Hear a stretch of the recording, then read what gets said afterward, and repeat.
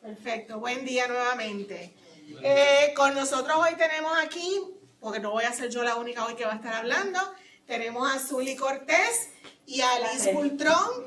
Son parte del equipo de fondos externos en nuestro recinto. Zuli es nuestra preinterventora, es la que trabaja toda la parte de preintervención. Y como ya ustedes saben, Lizzy es mi mano derecha gerenciando el decanato auxiliar de fondos externos. Cuando hablamos de pagos directos, nos referimos a toda aquella transacción que se paga por comprobante de desembolso. Todo aquel desembolso o pago que vayamos a ejecutar por finanzas, ¿verdad? Sacando un pago a través de la oficina de finanzas. Así que hay muchas transacciones que se pagan como pagos directos, pero aquí vamos a concentrarnos mayormente en aquellas que son las más complejas o dificultosas en procesar. Pero técnicamente todo pago en la Universidad de Puerto Rico, para poderse ejecutar un pago, tiene que haber un documento que lo sustente y lo avale.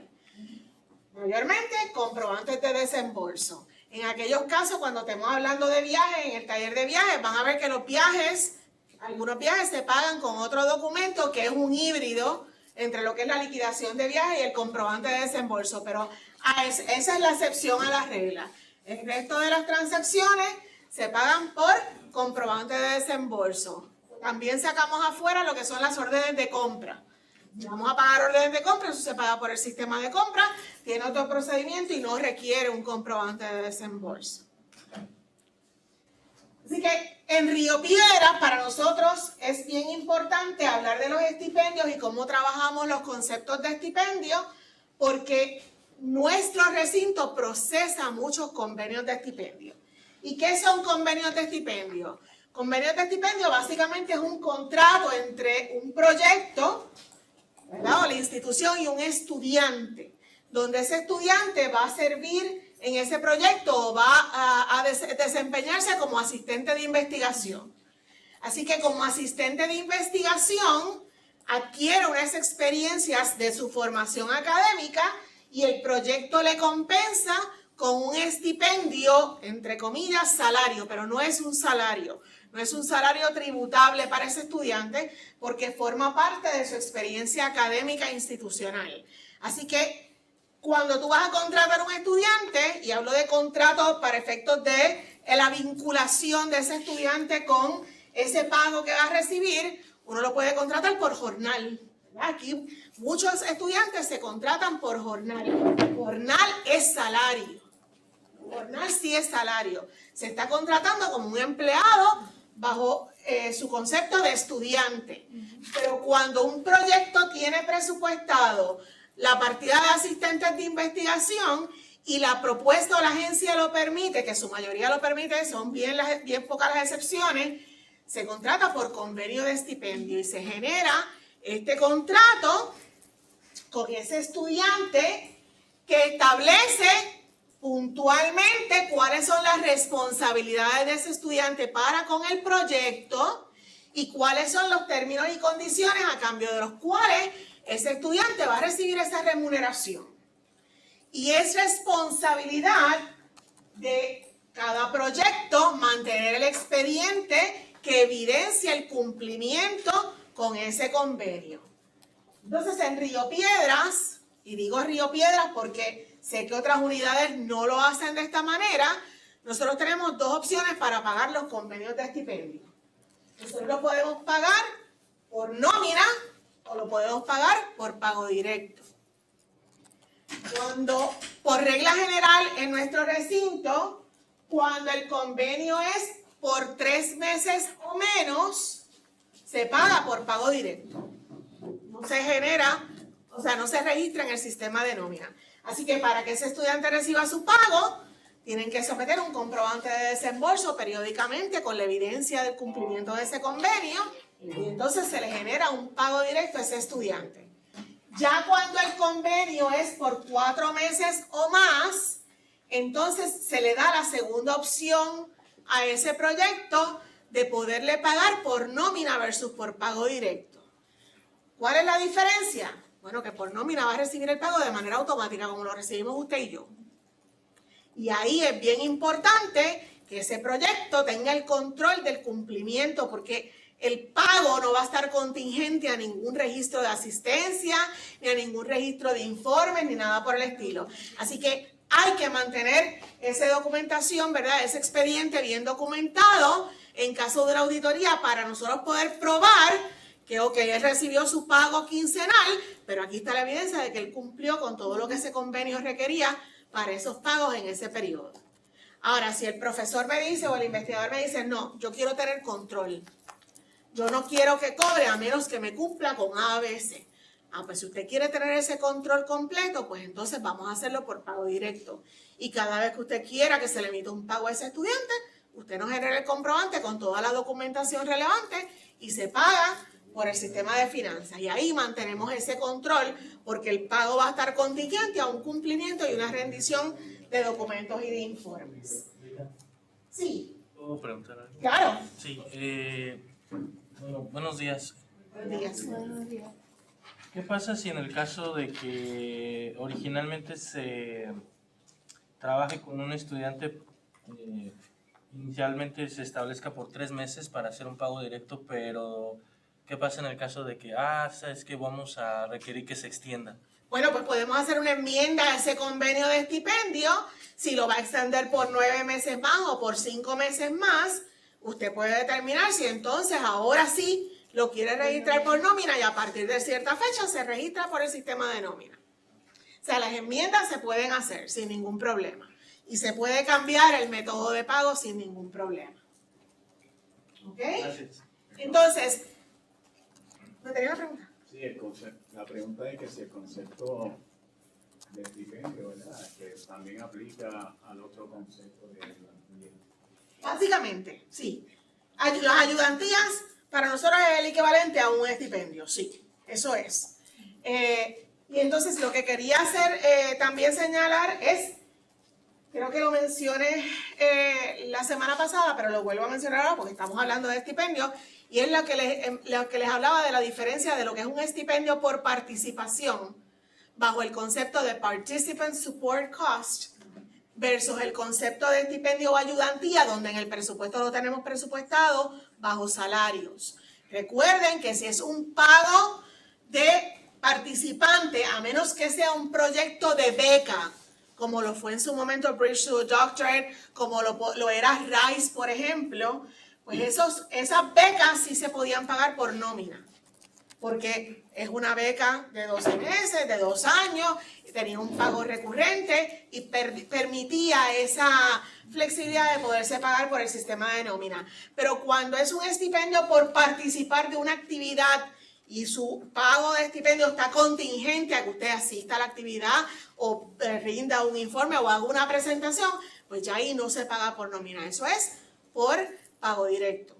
¿Ok?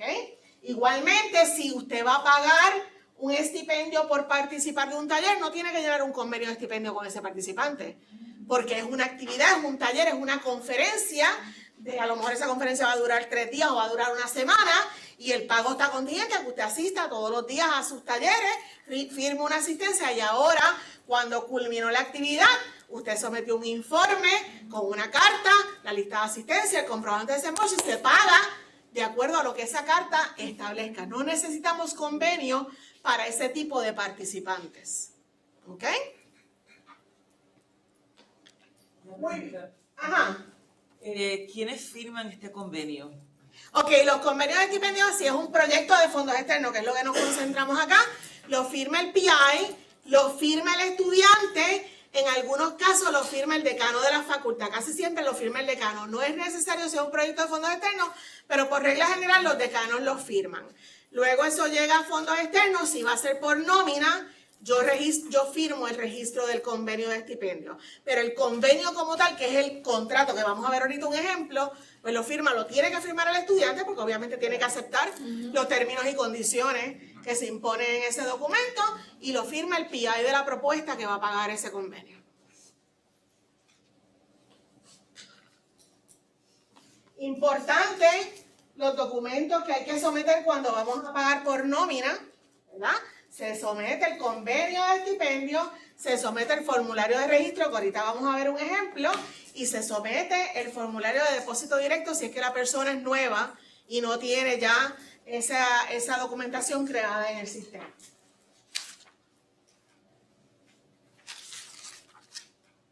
Muy bien. Entonces,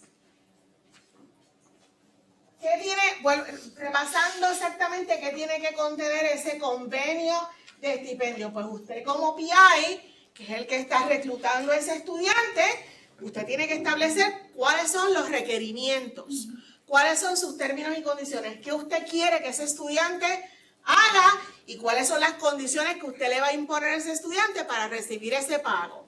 No todos los convenios requieren horas de dedicación.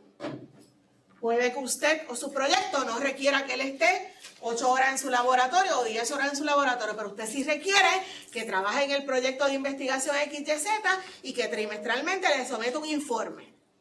Pues entonces ese requerimiento va a formar parte y tiene que estar en el expediente. Dígame. ¿Ese estudiante tiene que llenar el informe de asistencia o no? Perdóname. ¿Ese estudiante tiene que llenar el informe de asistencia? Si su convenio establece horas de dedicación, tiene que llenar un registro de asistencia, eso es correcto. Y ese registro de asistencia tiene que estar firmado por ese mentor, PI o supervisor de ese estudiante, según lo que establezca ese convenio. Pero si el convenio no establecía horas de dedicación, pues no tiene que llenar una asistencia, porque mi convenio decía que yo trimestralmente tenía que rendir un informe del progreso de mi investigación. Y ese informe yo lo rindo, mi PI lo firma y ahí está la evidencia de mi cumplimiento. Pregunta. Sí, ¿El máximo o mínimo de horas establecidas? típicamente lo mismo que se le establece a cualquier estudiante, 18 horas o 27. 27. 27. Si tienes solamente semestre.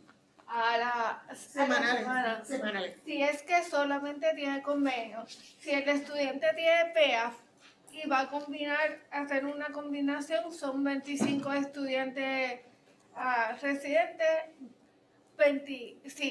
25 estudiantes residentes y 20 horas estudiantes extranjeros. Ok, PEAF. No todo el mundo, todos los recintos conocen lo que es un PEAF. Aquí el concepto de PEAF es el concepto que se utiliza de las ayudantías institucionales de investigación o de cátedra. Aquellos estudiantes que la institución, bajo el proyecto de programa de experiencias académicas formativas, ¿verdad?, auspicia a estos estudiantes y los recluta para trabajar ya sean como asistentes de cátedra o asistentes de investigación.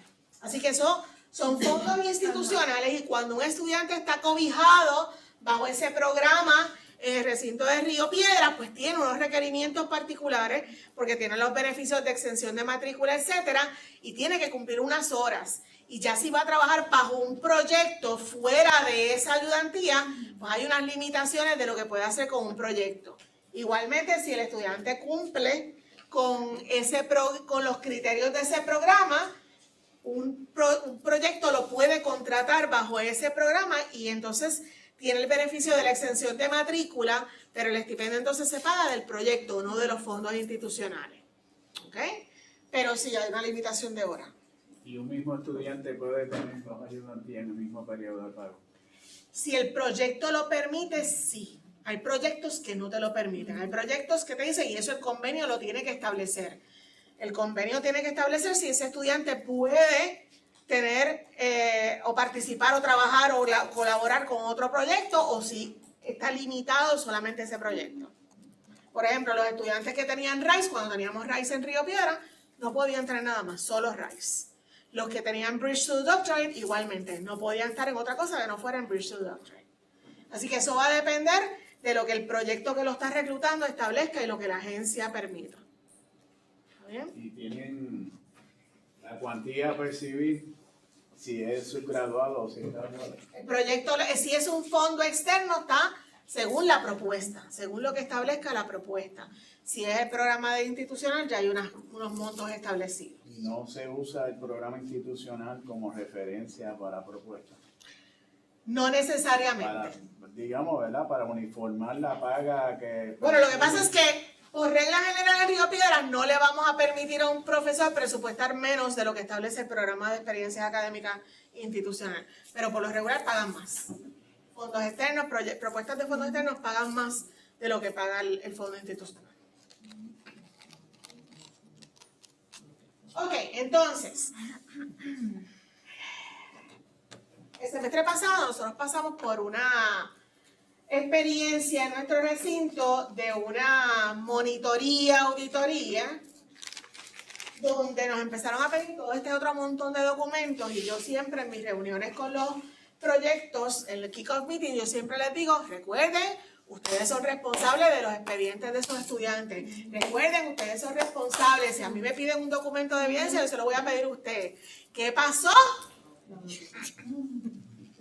Esos expedientes estaban manga por hombro. Y yo empecé a pedir y las cucarachas empezaron a decir, ¿y ahora qué hago? ¡Ay! ¿Cómo que empezar a montarse? Se supone que eso tú lo tengas. Se supone que yo te pide, tú, aquí está, toma. Pues no.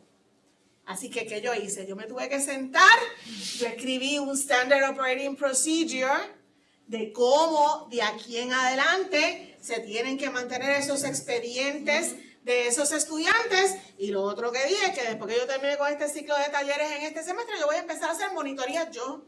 Y de momento yo me voy a aparecer en los proyectos y les voy a decir, ay, vengo a ver el expediente del estudiante fulano de tal de este convenio, déjame verlo. Porque no me van a volver a coger como me cogieron el semestre pasado a mí. Así que eso es bien importante. O sea, es simple. Si usted desde el principio lo hace, es algo muy simple. Así que yo establecí, y esto es un resumen, ¿no?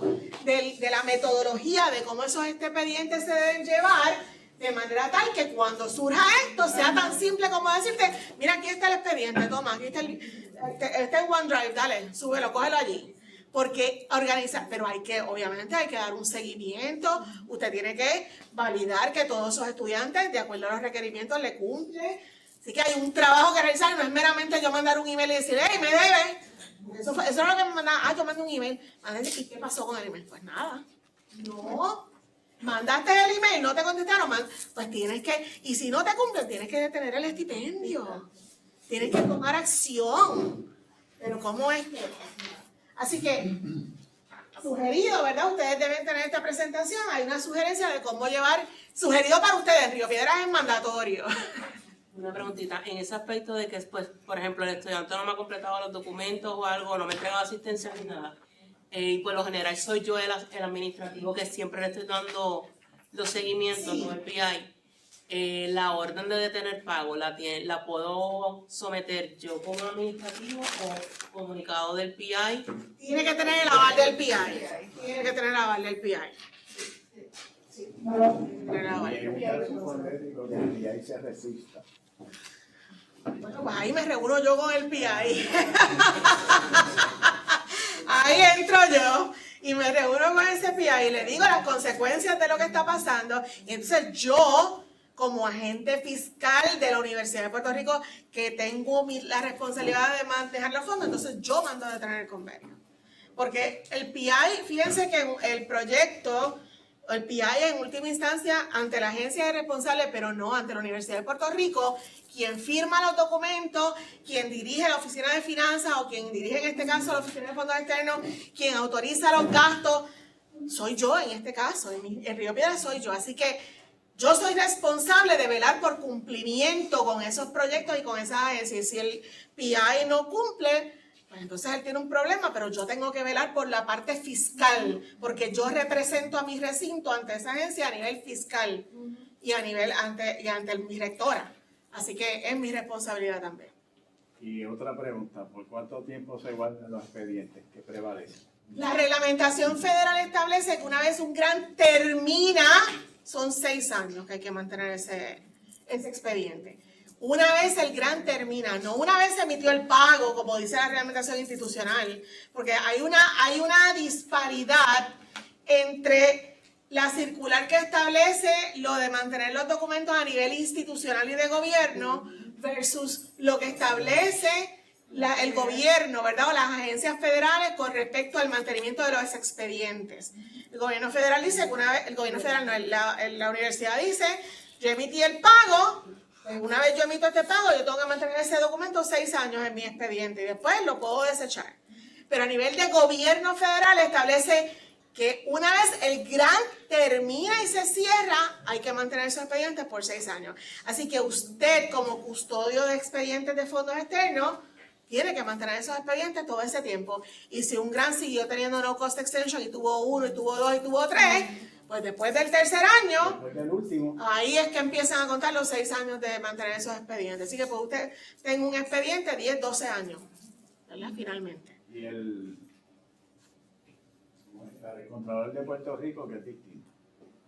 Pero eso es a nivel de gobierno. De gobierno. Ellos se van a dejar, cuando venga una auditoría es, ¿qué te dice a ti tu agencia? ¿Qué te dice tu agencia? Así que eso es bien importante. El gobierno siempre va a hacer menos de lo que dice la reglamentación federal. Siempre. Es menos. Bueno, aquí dice de 3 a 5 años. Estoy pasando, verá, lo actualizaron. De 3 a 5 años fue que finalmente quedó Edna. Yo había puesto, yo creo que yo había leído como eran 6 años. Hay que verificarlo porque yo creo que anteriormente decía 3. De 3 a 5. Pero yo no sé si eso cambió. Bueno, anyway, para irnos a la segura, 5 años mínimo. Tengo que revisar. El MB nueva lo dice. Muy bien. Así que 3 a 5 años, yo me iría por el safe side de 5 años. Ok, esto es un ejemplo de lo que en Río Piedras constituye un registro de convenio de estipendio. Este documento, para lo único que se usa es cuando yo voy a registrar un convenio de estipendio para pago por nómina. Si no lo voy a pagar por nómina, ese documento no lo tengo que llenar.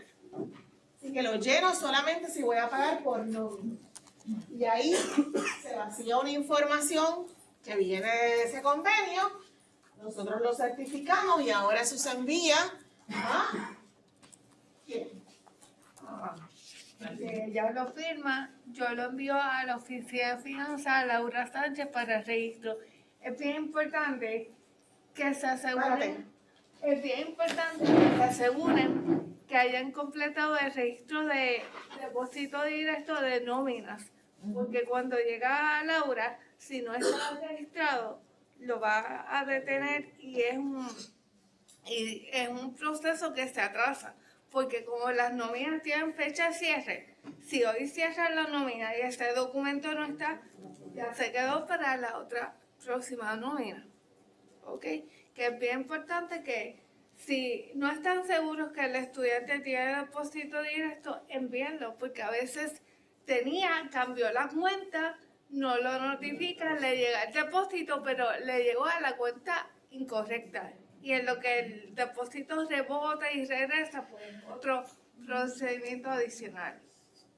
Maimí, en Mayagüez los estudiantes se pagan por el sistema que ustedes crearon in-house, ¿verdad? No lo pagan por nómina.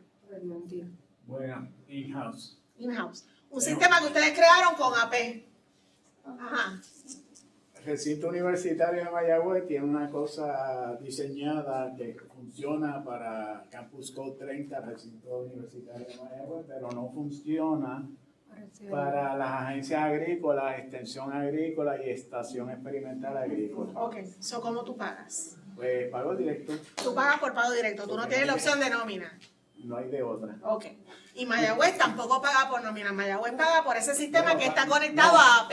No, Mayagüez sí paga por nómina en ese sistema diseñado por ellos, que lo tiene el Departamento de Estudios Sí, pero el Graduados. pago no sale por nómina, sale por AP. Sale por AP. Es un sistema que crearon que es bastante automatizado, pero se paga por AP, no se paga por No, y que nómina. tiene la limitación de que fue diseñado para FARES Exacto. y no han podido o no han querido cómo cambiarlo a Office por las 32 caracteres. Seguro. Entonces, en el pasado yo tuve una situación sobre ese tema y hubo una reunión virtual sobre lo mismo. Quedaron en que iban a acoplarnos de alguna manera, a ver si podían acoplarnos A ese sin sistema. ellos tener que descartar eso. Claro. Y yo lo que le dije, yo FARES no voy para atrás.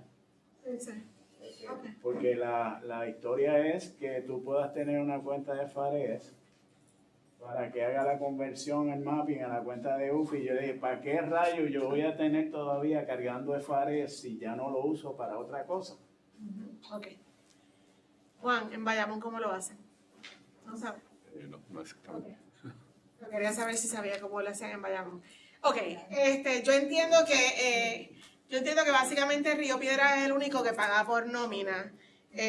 Y sí, como todavía nosotros estamos bajo el sistema de HRS para pagar a los estudiantes, porque no se ha implantado HRMS para eso, usamos ambos sistemas.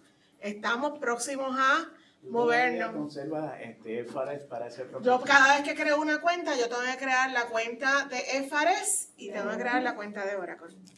Pues, yo desde que fuimos a conversión en el diciembre de 2008, pues yo solté FARES y me quedé con Office. Dado el caso que nosotros tenemos unos rangos de cuenta grandísimos Seguro. con fondos externos, Seguro. era bien cuesta arriba para Pues nosotros lamentablemente no hemos podido soltar el FARES. Estamos próximos a eso, pero va a depender de finalmente si se logra hacer el merge completo, de mover todo lo que se trabaja por HRS, moverlo entonces a HRMS. Y es un poco complejo, así que... La respuesta a su pregunta ahorita es que lo trabaja la Oficina de Finanzas como tal de UPR Bayamón. Ok, lo trabaja finanzas. Pues es por AP, exacto, no es por nómina. Yo entiendo que nosotros somos el único recinto que paga por nómina, por un procedimiento que estableció la rectora Guadalupe hace muchos años acá. Me parece que somos el único recinto que lo ha hecho según el análisis que yo hice. Yo le pregunté a Ciencias Médicas, pero nunca me contestaron, así que... Ok, así que este es el documento de registro de convenio de estipendio que nuevamente solo se utiliza si le vamos a pagar por nómina. Por otro lado, este es un ejemplo de un convenio de estipendio. O sea, este es el contrato finalmente que da inicio o paso a cualquier vinculación de un estudiante con un proyecto de fondos externos.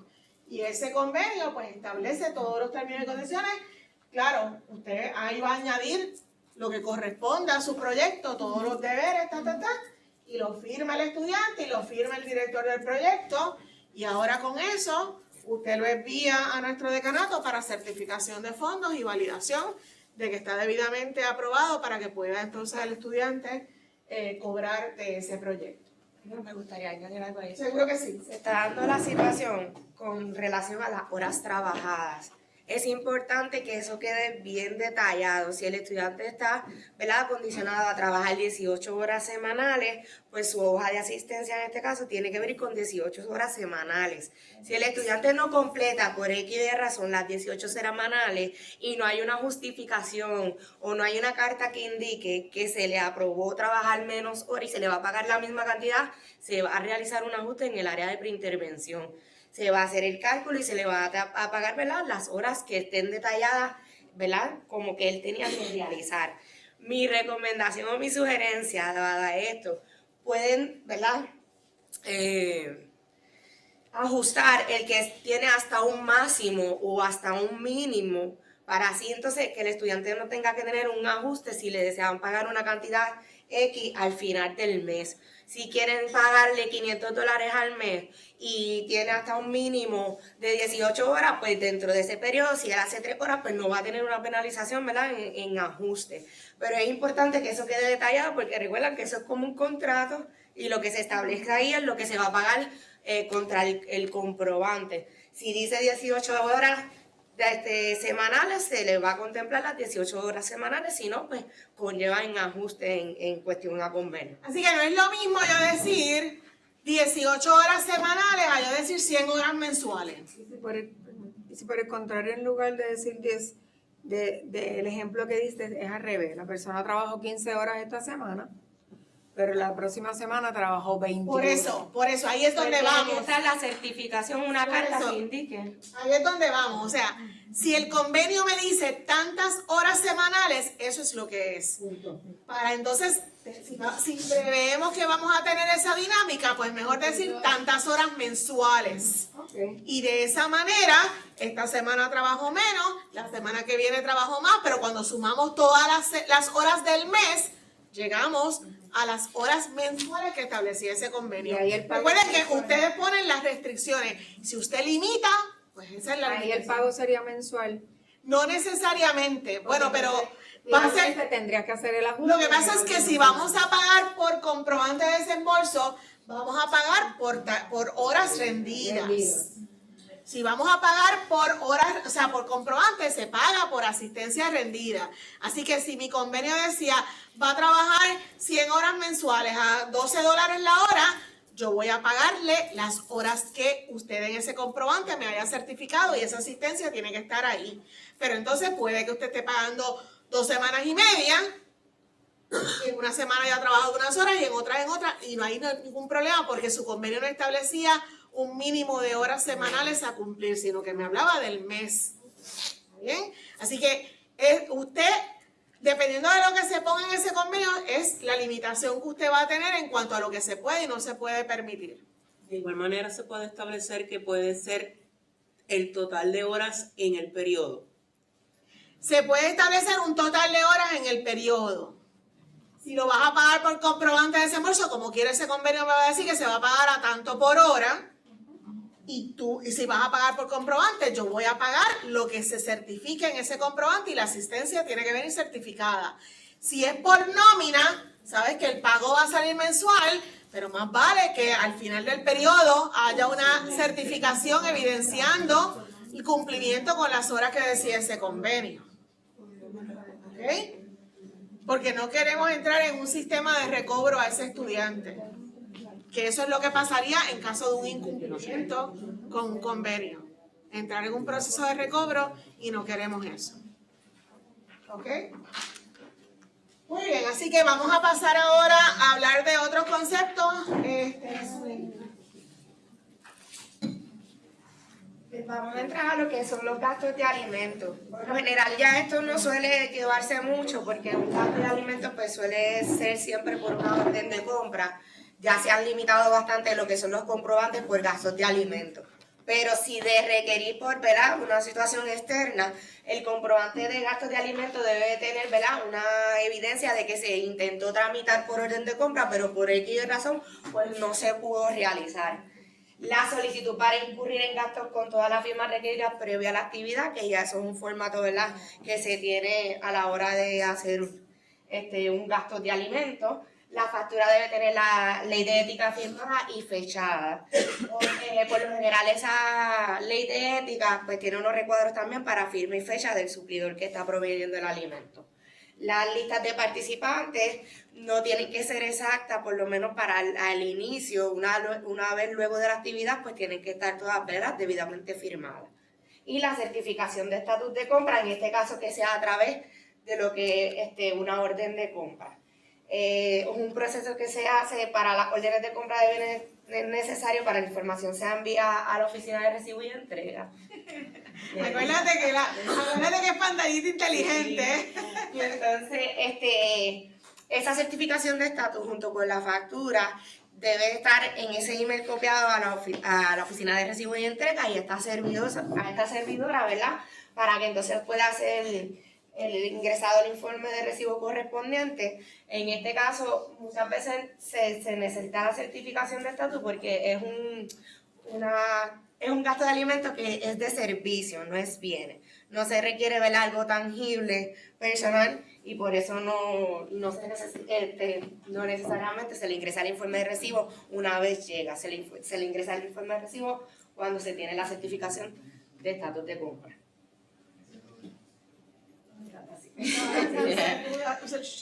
Entonces, los pagos de subaward. Todo comprobante de pago para reembolso o un subaward debe ser enviado a posaward firmado por el PI y acompañado de los siguientes documentos. La factura certificada por el PI y la evidencia financiera requerida según el subaward que sustente los gastos facturados.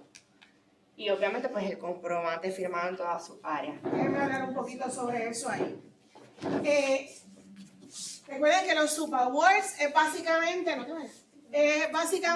un mini grant que nosotros damos, como hablamos la semana pasada, ¿verdad? De esta entidad que está haciendo parte del trabajo con nosotros. Así que ellos quieren un reembolso de sus gastos y típicamente nosotros, por ejemplo, en nuestro subaward requerimos una factura trimestral que no siempre me cumplen, pero eso es el requerimiento nuestro. Así que de la misma manera que nosotros facturamos a las agencias trimestralmente, yo le pido a ellos que me facturen. Así que esa factura tiene que venir certificada, documentada, ¿verdad? Con su estado financiero, evidenciando los gastos que ellos me están facturando, según yo se los requerí en ese subaward. Y antes de yo procesar cualquier pago, yo como fondos externos, yo le pido a ese PI que revise esa factura, revise ese informe y me certifique que está de acuerdo con que yo pague esa factura. Así que a mí me llega el comprobante de desembolso firmado por el PI y la factura firmada por ese PI. Y esa es mi constancia de que el pago que yo voy a emitir, si el contador me lo certifica, porque también se hace una segunda verificación por nuestro contador, está debidamente autorizado por ese PI. Yo no pago una factura de un subaward que el PI no me haya certificado como que está de acuerdo. Porque si después hay un alegato, el PI me va a decir, pero ¿y quién te dijo a ti que pagaras eso? Ellos no están cumpliendo, ellos no están yendo a las reuniones, ellos no me están haciendo el trabajo. Si no me están haciendo el trabajo, ¿por qué les voy a reembolsar? Así que ese PI tiene que certificar ese informe financiero y esa factura. Los comprobantes de solicitud de reembolso. Esto está aconteciendo, ¿verdad? Mucho últimamente en nuestra área. ¿Por qué? Porque pues, hubo una reducción en la pizza y hubo unos cortes, ¿verdad? Y se hacen unos gastos que conllevan entonces esta vía excepción. Los comprobantes de reembolso por gastos realizados fuera de los procesos correspondientes de compra se deben referir a otras oficinas para aprobación previa. No es simplemente hacer el comprobante, adjuntar la factura y enviarlo. ¿Por qué? Porque esto, ¿verdad? Hay unos procesos que seguir, como la orden de compra o una orden de viaje, y al no realizarse estos procesos, pues ya conlleva una aprobación más. En el caso de los comprobantes de reembolso que sean de 250 o menos, deben ir directo a la oficina de finanzas. Una vez lo apruebe la oficina de finanzas con visto bueno, me lo devuelven para entonces ser trabajado. Si son de $250 o más, va primero a la oficina de finanzas para aprobación y luego a la oficina de rectoría para aprobación. Obviamente estas aprobaciones yo no tengo control de ellas, a discreción, ¿verdad?, de la evaluación de ellos con la evidencia que se sometió. Por eso es bien importante que estos comprobantes vengan acompañados de una carta de justificación de por qué no se llevó a realizar el proceso que se debía, la evidencia de la factura y la evidencia de que eso se pagó para entonces devolvérselo a esa persona que está incurriendo en este gasto. Obviamente es bien importante que eso venga bien justificado para la aprobación, porque si no, pues de eso depende, ¿verdad?, el reembolso, que en ese caso lo que hizo esa persona. Todos los reembolsos no se aseguran. Siempre hay que tratar, ¿verdad?, lo mejor posible de hacer los procesos correspondientes. En el caso mío, por ejemplo, mi PI está bajo el decanato de estudiantes. Tengo que pasarlo primero con el visto bueno de mi decana de estudiantes. Sí, porque La facultad tiene su decanato. Sí, porque es un comprobante que es normal, viene con todas las aprobaciones necesarias. Lo que pasa es que aparte de esas aprobaciones, para yo poder trabajarlo, pues tiene que ir a finanzas para aprobación y luego pues a rectoría si es de $250 o más. Sugerencia. Si usted sabe que va a tener una situación, una actividad o algo que va a requerir comprar, que no puede esperar el proceso de compra, no tengo tarjeta, lo voy a tener que comprar yo y pedir reembolso, haga una carta y pide una preautorización a la oficina de finanzas. Y ya con esa preautorización tenemos un paso adelantado. Porque usted no se fue a lo WIPP o por su cuenta a comprar para después aventurarse a que me lo reembolse. Bueno, usted explicó de antemano la situación que tenía y le dieron preautorización para usted comprar y pedir reembolso. Sí. Estaba pensando, porque no estoy tan seguro de entender, y hay algunos conceptos que no estoy familiarizado, como la ética firmada y todo eso. Podríamos, por ejemplo, poner el ejemplo de si vamos a un congreso. Ajá. ¿Cómo sería? Eso lo vamos a tocar en el taller de viajes. Ah, de viajes. Porque Esto eso es para trabajarse a través de una orden de viaje. y esto es como compras de alimentos como... Esto es como, por ejemplo, se te acabó el toner de tu printer. Ya. O tenías que ir a comprar papel de poster para imprimir para una presentación. Y entonces la presentación es mañana, o se me acabó el toner ahora y la presentación es mañana y tengo que imprimir este poster, no me da tiempo a hacer la orden de compra, tengo que salir corriendo a Instant Print a comprar el toner. Okay. Eso es. Y en cuanto a los gastos de alimentación, ¿cuál sería el ejemplo ahí? Un ejemplo de eso es un taller. Voy a tener un taller. Okay. Con eso no debería haber esta situación porque usted no planifica un taller de hoy para mañana. Usted tiene una agenda de trabajo. Así que para eso hay un proceso que sus administrativos los conocen, de solicitar unos permisos que se solicitan para llevar a cabo unas actividades que van a conllevar unos alimentos. Pero básicamente esos son los alimentos. O sea, voy a tener este taller, le voy a dar alimentos según me lo autoriza mi proyecto a estos participantes para que no se tengan que ir a ninguna parte. Pues entonces ahí yo hago la orden de los alimentos. Sí. ¿Cómo trabajar la parte de un reembolso de los gastos de IBU? No, los IBU no se reembolsan.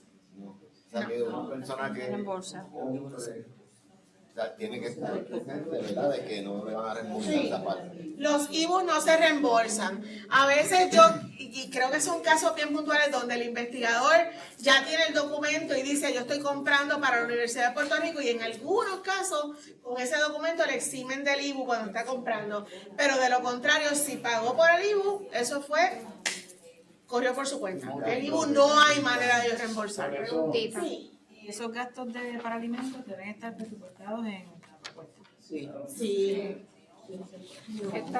A menos que usted escriba a la programa officer y diga, tengo este tal y no tengo este, y el otro dice, los gastos de alimentos tienen que estar en la propuesta presupuestada. Esa circular a la que ustedes se refieren es sistémica. La de los reembolsos. Sí. Es sistémica. Los otros días oí algo así como en mi oficina, que la persona fue a una actividad y los alimentos que habían allí no los comía. Y yo le dije, bueno, pues tienes que comprarlos tú y pagarlos. No se puede complacer a todo el mundo. Si es un taller local, esa es la que hay. Si no te gustan los alimentos, pues busca salir a comer afuera.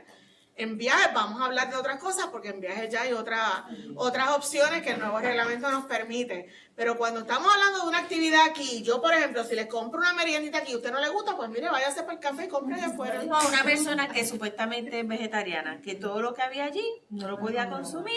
Y yo le dije, pues... Y quería facturar en el... No, pues lamentablemente eso no es posible.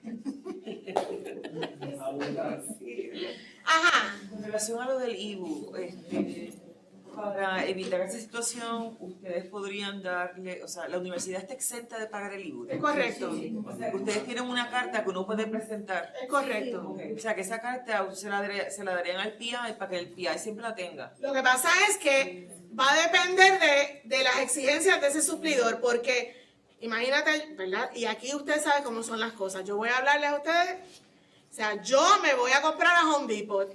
Y ahora digo, esto es para la universidad. Ajá, cuente qué. ¿Dónde está la evidencia de que eso es para la universidad? ¿Me sigue? O sea, tiene que haber algo más. A lo mejor entonces usted va con una carta aprobada por la Oficina de Finanzas que dijo, sí, esta persona está autorizada para ir a Home Depot a comprar ABC, se le va a reembolsar y aquí está la carta del IBU. Puede que Home Depot te lo acepte, pero yo voy a ir a comprar, voy a pagar con mi tarjeta personal y le voy a decir que esto es para la universidad y Home Depot no te lo va a aceptar. So, hay que tener mucho cuidado con eso. Y puede, no es obligado que es Home Depot. O sea que yo sugeriría que se la den a uno y entonces uno se lo Claro, hay que tener mucho cuidado con eso porque usted sabe que existe de todo en la viña del Señor. Pero sí, o sea, si le eximen del IBU, cuando usted pida el reembolso, pues no perdió nada, pero si tuvo que pagar el IBU no se reembolsa. En general la experiencia que tenemos es que no le dan, aún con la cartita de que... No le dan la exención. No se lo dan, no se lo Por lo dan. menos donde yo trabajo, como ya todo eso ha sido autorizado para que el PI o el estudiante que vaya a hacerle el favor al PI, ya contabilidad tiene conocimiento de que está autorizada y entonces le dan el papelito para que la persona vaya a la compra, porque tampoco se le puede dar a todo el mundo. Exacto. Porque se lo dan a todo el mundo, pues todo el mundo va y compra a Exactamente. la universidad. Exactamente. La carta entonces tendré que solicitar la finanza con una carta justificativa explicando el porqué de las compras y O todo. sea, porque hay que ser bien eso puntuales, porque nuevamente yo puedo tener la carta y entonces ¿Y cuánto tiempo toma expedir esa carta en el sistema? depende. No te puedo decir porque Pero número, tú sabes de cuánto. no es nada complicado porque es un formulario básicamente ya hecho. Se llenan unos encasillados y ya, así que no es nada complicado, pero pues. Una semana. Puede que sea, puede ser. Puede que sea menos, pero depende. Por eso es que en actividades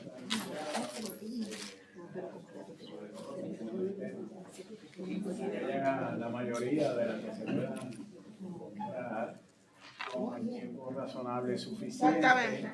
pues tiene que usarse el mecanismo de Orden de compra, exactamente. se salvaguarda de todo. Entonces ahora vamos a entrar a los contratos.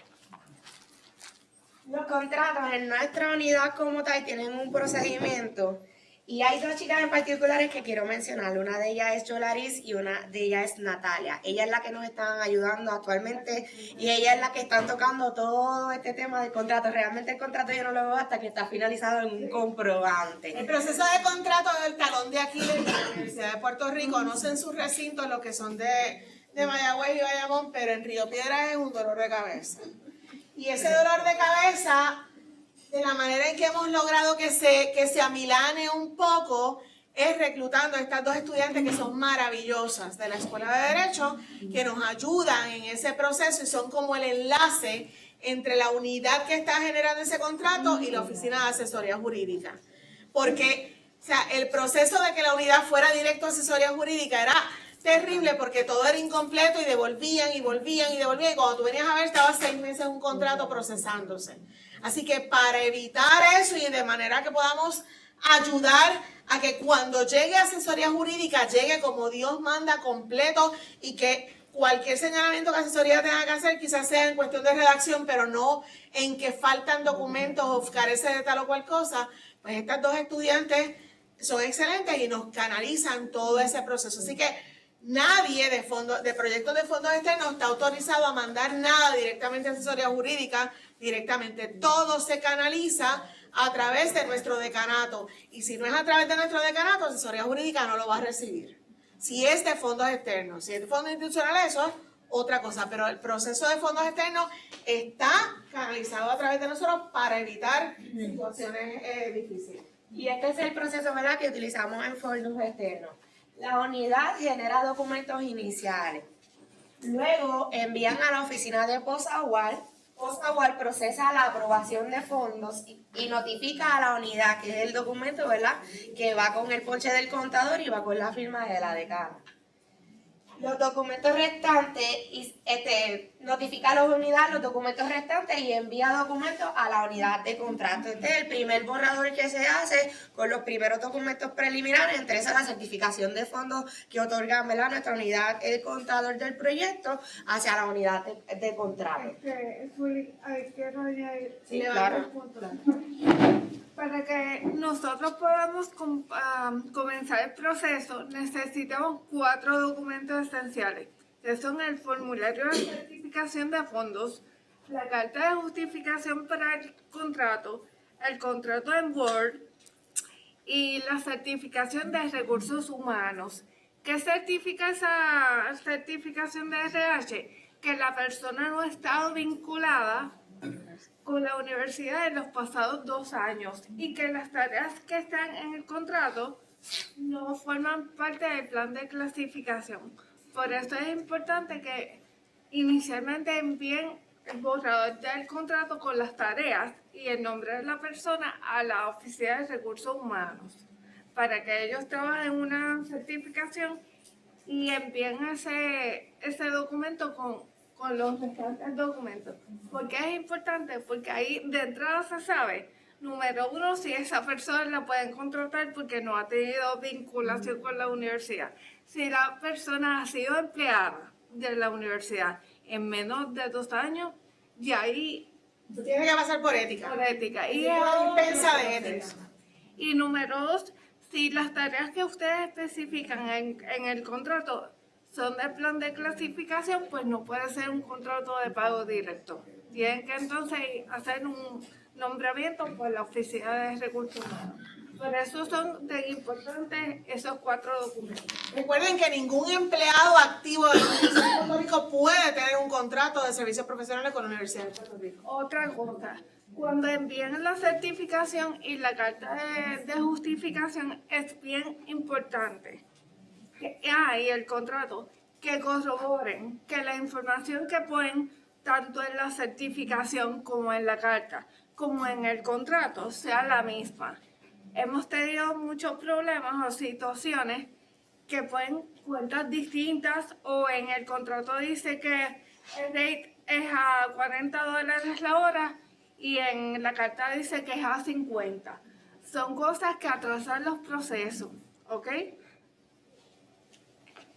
La unidad gestiona documentos con contratista. Todos los documentos externos a lo que es el contrato que requiera del contratista, todo eso lo gestiona la unidad. La unidad de contrato realiza observaciones sobre contratos y documentos restantes. Por lo general se trata de canalizarla de esta forma para evitar, ¿verdad?, ese tipo de discrepancias en el contrato y lo bastante uniforme a los contratos que ya se han ido otorgando. Y una vez llega a la unidad de contrato, pues no tenga ninguna observación. Siempre una que otra puede suceder, ¿verdad? Pero tratamos de minimizarlo lo menos posible para que no se retrase el proceso. POSAGUA realiza cambios al borrador de contrato y notifica sobre cualquier observación adicional a la unidad.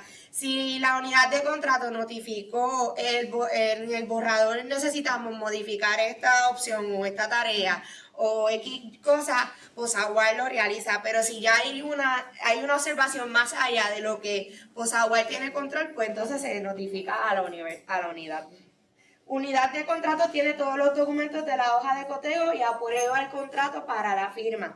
Cuando se va tramitando este contrato, se dejan llevar por una hoja de coteo de la misma unidad de contrato donde detalla todos los documentos que el contratista tiene que entregar y todo lo que tiene que ir anejado al contrato. Una vez se monte todo eso, se envía a la unidad de contrato y entonces la unidad de contrato vuelve y evalúa con la hoja de coteo que todo eso esté, ¿verdad?, completo. Si faltara algún documento de eso, pues se vuelve entonces el contrato vira para entonces una vez ese documento vuelve y se envía. POSAGUA envía a la unidad la versión del contrato en PDF a ser firmada por contratista. Una vez ya la unidad de contrato tiene todos los documentos, ellos envían en PDF para ser firmados por el contratista. Sí, claro. Otro punto que hemos encontrado. Una vez la unidad de contratos envía ese PDF para la firma, evaluado, no lo pueden cambiar. ¿Ok? Hemos tenido 3 casos que se envía el PDF, ya ese es un documento evaluado por la unidad. 3 casos que llega otro contrato firmado con una variante pequeña, según hemos hablado, pero esa variante pequeña no la acepta la unidad de contrato porque le cambia el sentido a lo que están diciendo. Es que se le va a devolver, o sea, si usted altera el PDF que fue debidamente autorizado para que ese contrato firmara, si se altera y me llega un PDF distinto al que yo le hice llegar a usted, queda cancelado y no se procesa ese contrato. Si usted se da cuenta, cuando ya está evaluado, que se olvidó añadir otra cosa, algo adicional, nos lo tienen que notificar, porque entonces, ok, se añade, pero tiene que volver a la unidad de contratos para que vuelvan a reevaluar cómo está escrito, todas las dimensiones legales, entonces ellos autorizan.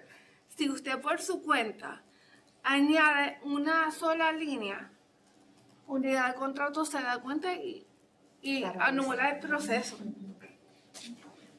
Por eso cuando ellos le envían el PDF, es como que el paso final es decir, este contrato tal cual está así, va a ser aprobado si él lo firma tal cual está en PDF.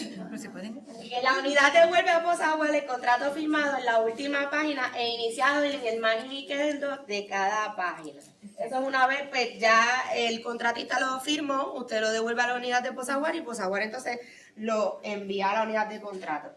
La unidad de contrato gestiona el endoso,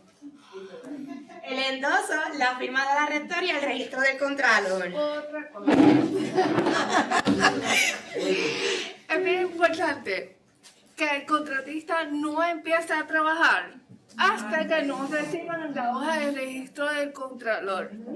¿Por qué? Porque si fue registrado el 5 de diciembre de 2025, esa es la fecha que el contratista puede comenzar a facturar. Si el contratista factura el 4 de diciembre, aunque sean 2 horitas, no se le pueden pagar, porque está fuera del registro, de la fecha inicial del registro de ese contrato. ¿Cuál es la fecha que vale? Fecha de registro. No es la fecha de firma, es la del registro. ¿Ok? Eso tenemos un ejemplo más adelante, pero es un punto bien importante. Y Posagua, pues debida notificar a la unidad el debido registro. Posagua envía a la unidad todos los documentos con el contrato firmado y la hoja que no puede faltar, que es la de cuando se registra en el contrato. Mire, o sea, a veces uno se frustra con el procedimiento de los contratos y todos nos frustramos y es verdad.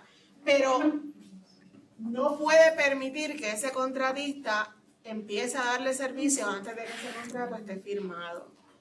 Es responsabilidad de ese PI, de ese proyecto que le permite dar ese servicio. Si esa persona demanda, factura, hace cualquier cosa, pues entonces la universidad no lo va a apoyar ni le va a responder porque no había un contrato firmado. Que hay que hacerle saber a ese profesor que si él se arriesga es su responsabilidad tener que pagar de su bolsillo porque nadie le autorizó a nombre de la universidad a darle permiso a ese contratista a trabajar sin un contrato de servicio profesional. Eso es bien importante. Hay varias hojas de cotejo, ¿verdad? Según la necesidad de cada contrato, no todos los contratos son iguales. Tenemos la de corporaciones domésticas, está la de corporación extranjera, está la individuos residentes, individuos extranjeros y la de enmiendas. Todas ellas se diferencian, ¿verdad?, entre uno que otro documento, la mayoría casi llevan todos los mismos, a excepción de los extranjeros, ¿verdad? Y las enmiendas para que no sea repetitivo, pero la mayoría conllevan casi las mismas hojas. Hay unas particulares que quisimos detallar, ¿verdad?, que son los extranjeros con B1 y WB, que en adición al contrato, la certificación de otorgamiento, la W9, la hoja de recibos de las políticas, la planilla de evidencia de gastos, conlleva la visa, la I-94, la carta de invitación, la certificación de servicios recibidos y deben ser llevados al programa de visitantes extranjeros. Una pregunta.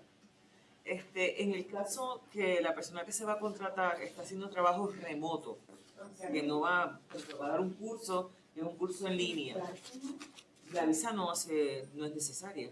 No, en ese caso no. Hay una hoja de cotejo también para las personas que... Igual que la póliza de seguro de Estado tampoco es requerida. Para eso es bien importante que en la descripción de las tareas indique que el trabajo va a ser remoto.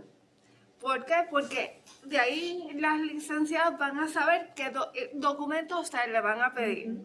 Si es remoto, pues no hay que pedirle la póliza de Fondo de Seguro del Estado, por ejemplo, porque el trabajo es remoto. Así que esa descripción de servicios es bien importante, porque ahí se va a detallar la hoja de cotejo que le aplica y los documentos. ¿Y estas listas de cotejos están en alguna página? La unidad de contrato se le puede solicitar o nosotros en la oficina, las estudiantes, ¿verdad?, que están trabajando con esto también las tienen. Sí, pero nosotros tenemos, ¿verdad? Yo soy bien optimista y yo espero algún día poder tener nuestra página de internet actualizada con todas estas cosas disponibles para ustedes, pero carecemos de un web browser, así que es difícil, pero en algún momento yo espero poder lograr, de la misma manera que vamos a estar dándole upload a estos talleres que estamos grabando en nuestra plataforma con secciones, pues entonces en la sección donde esté esta grabación, vamos a ver esa documentación relevante. Esa es mi expectativa. Vamos a ver si lo logramos.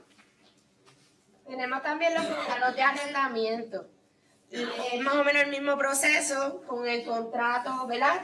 Del borrador, va a la división de Posaguar para aprobación fiscal y luego pasa a la unidad de contrato. El arrendamiento debe incluir las normas y uniformes de la contratación gubernamental, la lista de participantes de la actividad, porque ¿verdad? Mayormente son talleres que se alquilan salones en hoteles y todas esas, ¿verdad? Esos talleres y esas actividades que se hacen fuera de la institución y que conlleva una lista de participantes, ¿verdad? No tiene que ser exacta. La lista de participantes nunca es exacta, pero lo más apegado posible a las personas que, ¿verdad? Van a participar. La agenda de la actividad, ¿verdad? Como evidencia de que el taller se va a llevar tal día, se empieza a hacer todas estas actividades de esta forma, detallado. Las 3 cotizaciones, la orden de viaje, ¿verdad? Porque toda actividad fuera de la institución que se vaya a hacer en nombre de la institución conlleva una orden de viaje. La carta explicando el propósito de la actividad, costo y cuenta, y el registro de comerciante del local u hotel. Ahora vamos a los pagos de contratos. De todo esto que hemos estado hablando, ¿cómo pagamos esto? Pues se paga de la siguiente manera. El comprobante de reembolso, donde detalla pues la cuenta, la unidad, a quién se está dirigiendo el pago, la cantidad que se está pagando, con las firmas pertinentes, ¿verdad? Dentro del comprobante. Hay una cosa que me gustaría añadir. Hemos tenido muchas conversaciones con cuántas firmas debe de tener el comprobante. El comprobante debe tener mínimo 2 firmas. De 2 personas diferentes, no de la misma persona. Puede ser el administrativo, el contratista. En muchos casos, normalmente el contratista casi nunca firma, pero puede ser el contratista y el PI. ¿Verdad? Entre esas firmas que le mencioné, por lo menos 2 siempre son importantes.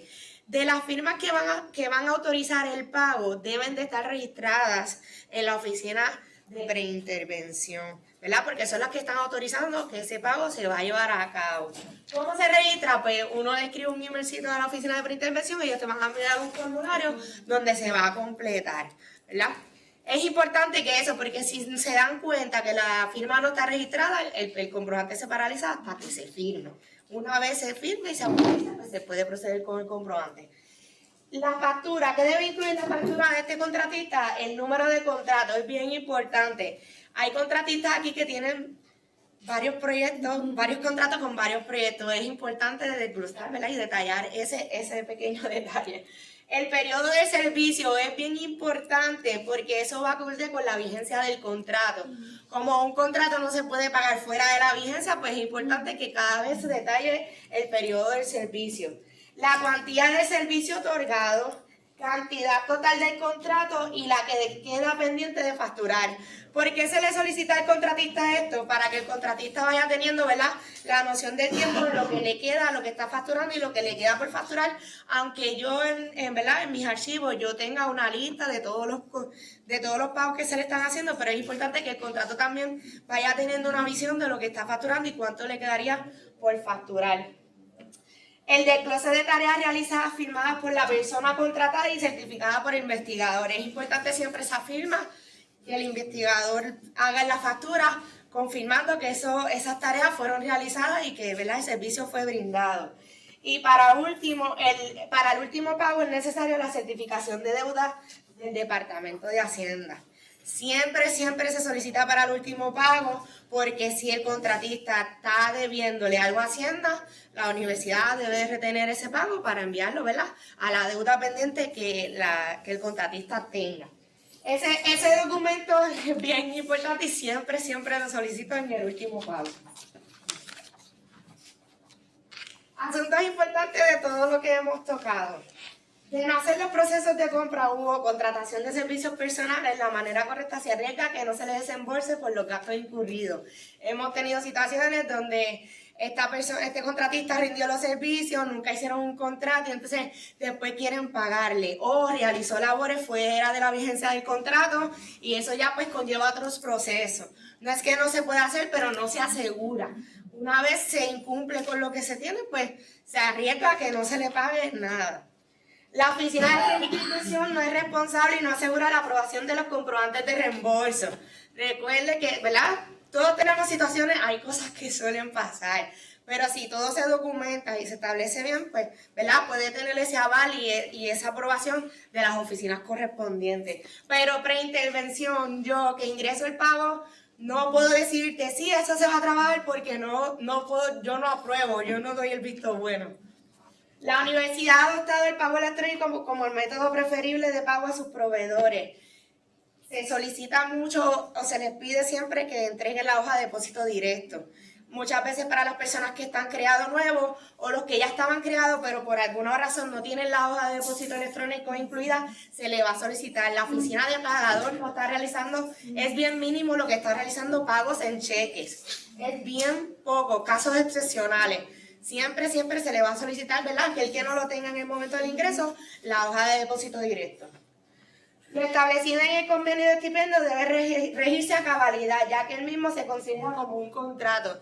Por eso mencioné ahorita lo de las horas, porque es bien importante, porque hemos tenido casos donde a los estudiantes se le han reducido, ¿verdad? Porque según lo que establece el convenio, pues no trabajó las horas correspondientes y se le reduce, ¿verdad?, en pago. Y sabemos pues, que los estudiantes cuentan con eso, ¿verdad?, completamente. Hay algo que queremos mencionar que nos ha estado pasando en los cierres fiscales y en temporada navideña. Entendemos que los estudiantes quieren cobrar antes de irnos, ¿verdad?, en los recesos. Pero es bien importante que nos envíen listas de asistencia con fechas a futuro. Pasa. Con fechas a futuro. Un ejemplo fue en Navidades. Nos enviaron una lista de asistencia hasta el 30 de diciembre cuando nosotros nos vamos de receso el 23. Sabemos que después de esa fecha nadie trabaja, es imposible. Era el 13 de diciembre y recibí el comprobante hasta el 31 de diciembre. Entonces es bien importante que en esos casos, igual que cuando nos vamos en cierre fiscal, nuestro cierre fiscal es a junio 30, me envían las facturas de julio, por favor, julio no ha llegado. No envíen, ¿verdad?, listados de asistencia con fechas a futuro. Da mucho que decir, ver eso. Solamente hay casos excepcionales. Por ejemplo, yo tengo proyectos que van a traer estudiantes en el verano. Y esos estudiantes van a estar aquí todo el verano. Así que ese PI de antemano se reúne conmigo y me hace una carta y me dice, voy a tener este grupo de estudiantes y le quiero pagar de esta manera. Y yo quiero que el primer pago sea por adelantado para que cuando ellos lleguen yo le dé su pago. Y el próximo pago va a ser a esta fecha, el próximo pago va a ser a esta fecha. Pero ya eso está preacordado y tiene una explicación justa y razonable. Entonces así nosotros podemos hacer los arreglos de hacer esos pagos a las fechas pautadas, pagando uno por adelantado porque esa persona va a llegar de los Estados Unidos, va a estar aquí y queremos tenerle su estipendio por adelantado, pero tiene que eventualmente cumplir con algo, si no el tercer pago no se le hace. O sea, no se paga todo por adelantado, se divide en pasos, en 3 pagos. Adelante. Sí, tengo como una pregunta, comentario. ¿Qué decir? Esto es un ejemplo. Si tengo un proyecto que viene, digamos, para Puerto Rico, ¿verdad? Entonces, no han llegado, pero sí sé que vienen, que van a hacer unas tareas, ya está todo estipulado, lo que tienen que hacer, dónde tienen que hacerlo, con quién tienen que hacer, está todo estipulado.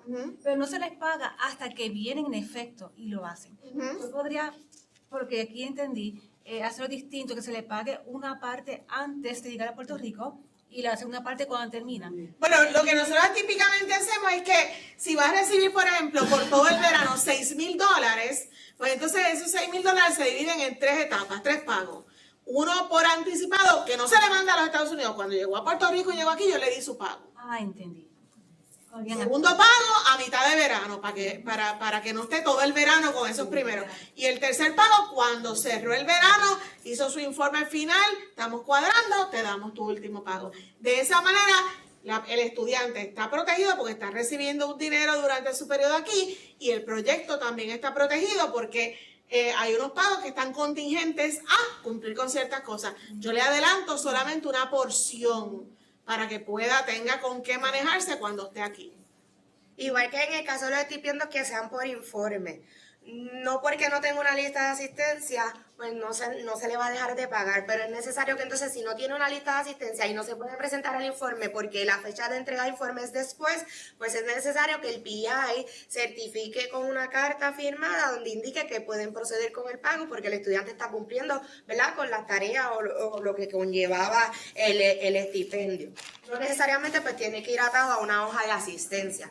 Pero si no se puede someter el informe porque el informe es después de del pago que le quieren hacer, una carta certificada donde el PI firme y el administrativo con que él está asistiendo, él está viniendo, ¿verdad?, y cumpliendo con lo que está estipulado en el convenio, pues se puede proceder el pago.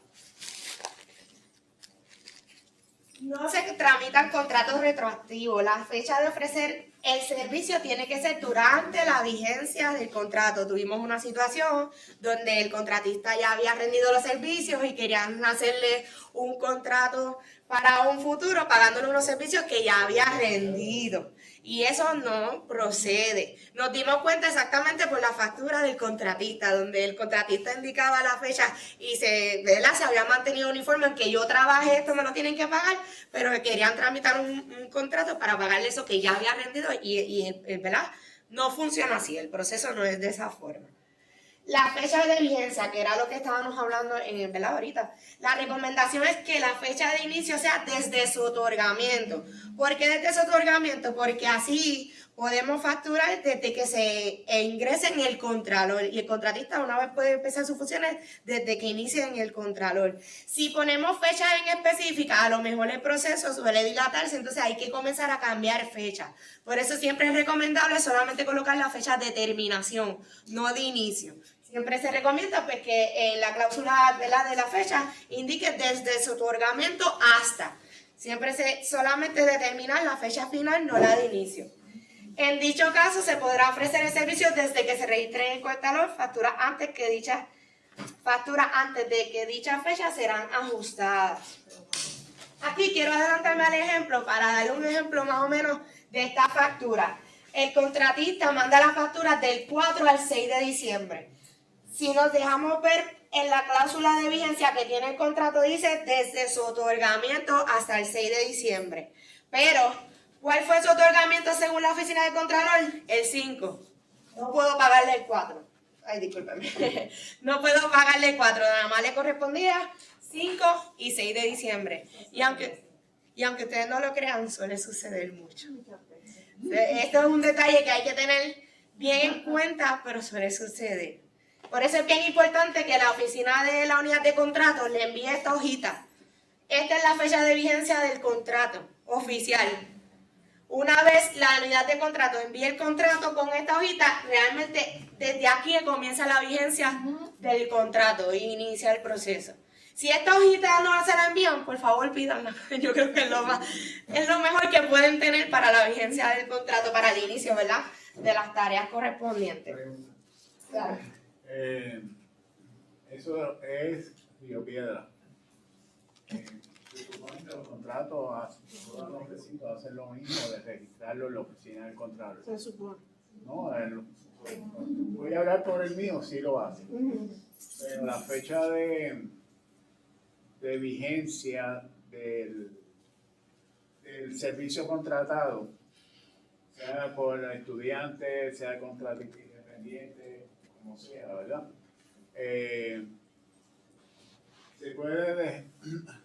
Se establece en algún lugar que tiene que ser con la fecha de registro del Contralor. No. Por eso es que se dice su otorgamiento. Así que la fecha de otorgamiento es la que básicamente va a establecer a qué fecha puede iniciar. Tú puedes que la fecha de otorgamiento sea el 5 de diciembre, pero el servicio va a comenzar el 10. Tú lo determinaste así cuando estableciste, digamos, pero no puede ser antes. Ese caso particular que el contrato pudiera ser establecido del 4 al 6 de diciembre. Pero lo otorgaron el 5, el 4 no. Pero el no. Contralor, con la fecha de registro, eso es para todo el mundo. Lo que pasa es que en este caso particular yo no la incluí, pero la firma del contrato, la firma de la rectora está colocada al otorgamiento, que es de ahí donde comienza, y es para el 5. El contratista firmó el 4, por eso él una vez firma el contrato, pues él comenzó sus tareas. Lo que pasa es que fíjate que podría haber una línea gris entre si la rectora hubiese firmado el 4 y se registró en el Contralor el 5, ahí podría que haya una línea gris y podría ser, pero en Río Piedras la rectora no pone fecha al contrato, sino que firma y la fecha de la firma de la rectora es al otorgamiento usualmente. Ella no pone fecha en particular. Así que en Río Piedras nos basamos por la fecha del otorgamiento. Y el proceso de registrar aquí es bastante rápido. Sí, eso es muy rápido. En ese paso no hay dilación. Ahí no hay dilaciones mayores. La comunicación con nosotros siempre es a la unidad de Posaguar. Es bien importante. En pagos de comprobantes, si pertenece a fondos externos, si lo envía para intervención, va a dar vueltas hasta que lo verifiquen y nos los envíen para pago.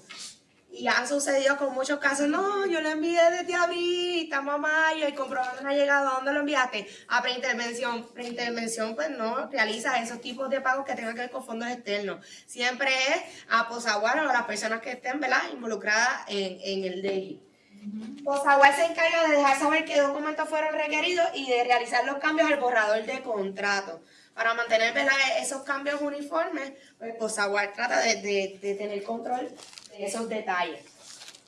En el ejemplo que vimos, todos los servicios que se pretenden ofrecer ya están desglosados en el contrato y redactados en futuro. Ejemplo, viajes, dietas y reuniones. Estos son unos detalles que se están añadiendo ahora a los contratos. Por lo general el contrato siempre era por los servicios que el contratista iba a firmar, pero tenemos contratos como ejemplo con abogados que les proveen pues el dinero para viajes, dietas, reuniones. Eso es importante. Un contratista va a dar un servicio. Y ese contrato va a establecer el servicio que ese contratista va a brindar. Si nosotros le vamos a requerir a ese contratista que como parte de sus servicios haga viajes, y le vamos a permitir que nos facture por esos viajes, ese contrato lo tiene que preestablecer. ¿Qué tipo de gastos de viaje le vamos a autorizar? Y si hay un máximo de monto que va a facturar por esos viajes. Es de la única manera que ese contratista puede facturar por gastos de viaje. De lo contrario, si usted quiere que un contratista viaje a una actividad con usted porque le hizo un trabajo que usted quiere que presente en esta actividad, usted le tiene que hacer una orden de viaje para esa actividad. Ese contratista no puede viajar por cuenta propia y después quererle facturar a usted por ese gasto de viaje porque en su contrato no estaba preestablecido que él podía viajar y pedir reembolso o facturarme por gastos de viaje. Así que si está en el contrato, no necesito la orden de viaje. Pero si no está en el contrato, tiene que tener orden de viaje para que ese contratista pueda pedir reembolso por sus gastos de viaje y se rige por la reglamentación de viaje institucional. ¿Ok? Eso es bien, bien importante. Lo mismo viajes locales que... Lo mismo viajes locales que viajes externos. O sea, si me va a facturar dieta y millaje, en ese contrato lo tiene que establecer. Si no, no me puede facturar dieta y millaje. Una pregunta, cuando tú te refieres al contrato, es esa hoja legal larga que tiene abajo un recuadro bastante pequeño. Por ahí todo eso se tiene que poner.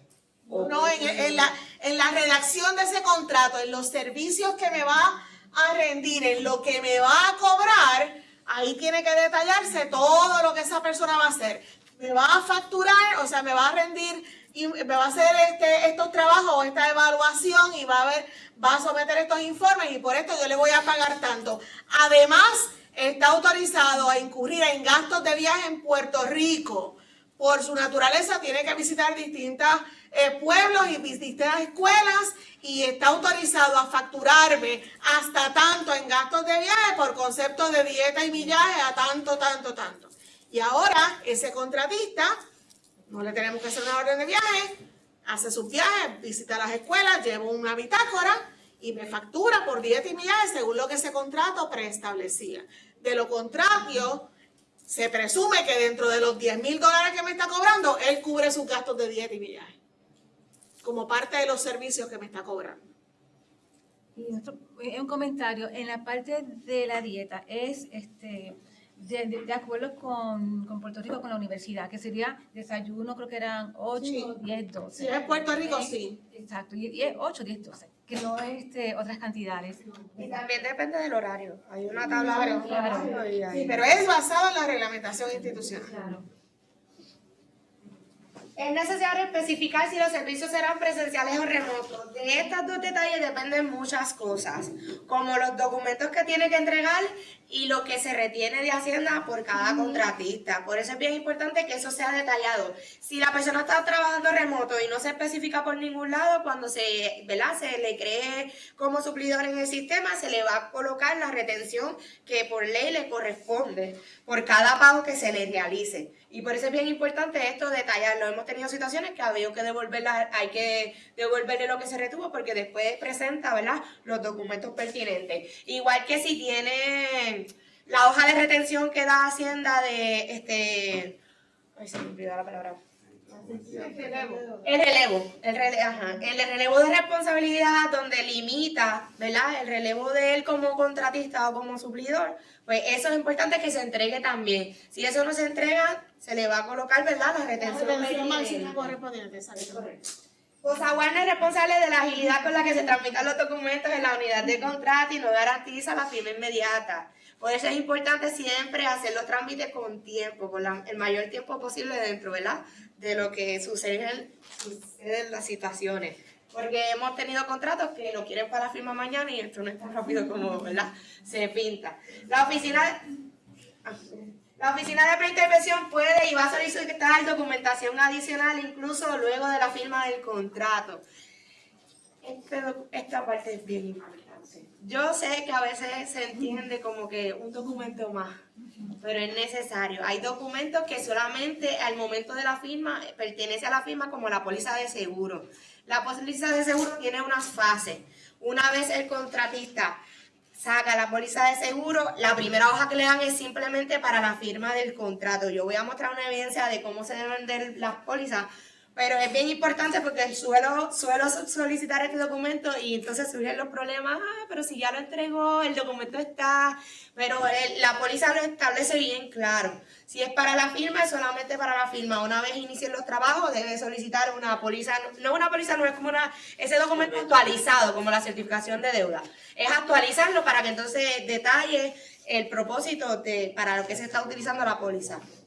La póliza del Fondo de Seguro del Estado.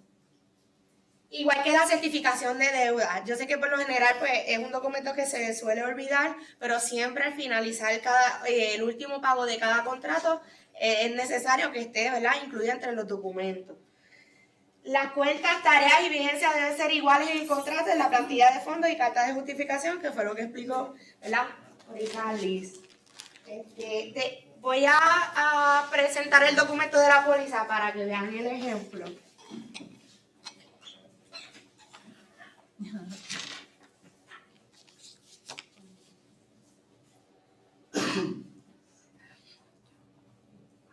Ejemplo, esta es la póliza que se le suelen otorgar a todos los contratistas una vez para empezar para la firma del contrato. Si se fijan en los propósitos, dice certificación otorgada para la firma del contrato.